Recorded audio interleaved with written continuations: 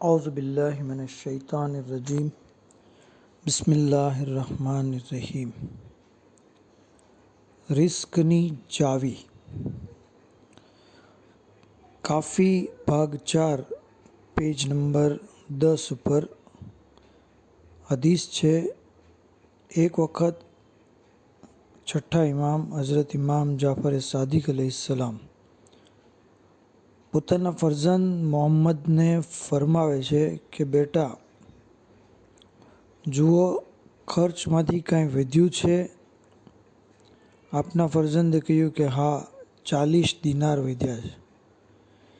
એ વખતે ઇમામ अलैहिस्सलाમે ફરમાયું કે તેને રાહે ખુદામાં આપી દો।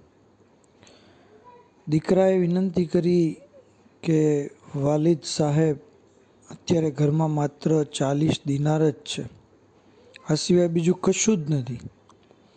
એ વખતે ઇમામ अलैहिस्सलाમે ફરમાયું, એ બેટા, ભલે જે હોય તે આ રકમને રાહે ખુદામાં ખૈરાત કરી દો।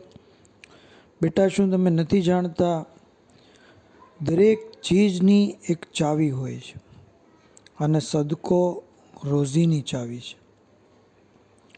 દીકરાએ પોતાના પિતાના હુકમનું પાલન કર્યું। હજુ તો સદકો કાઢે 10 દિવસ નહોતા થયા કે એક જગ્યાએથી 4000 દિનાર આવ્યા।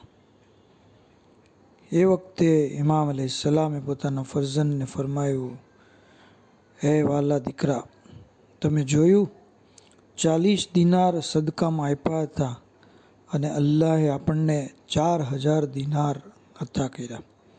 અલ્લાહુમ્મા સલ્લી અલા મુહમ્મદ વ આલિ મુહમ્મદ વ અજ્જિલ ફરજહુમ।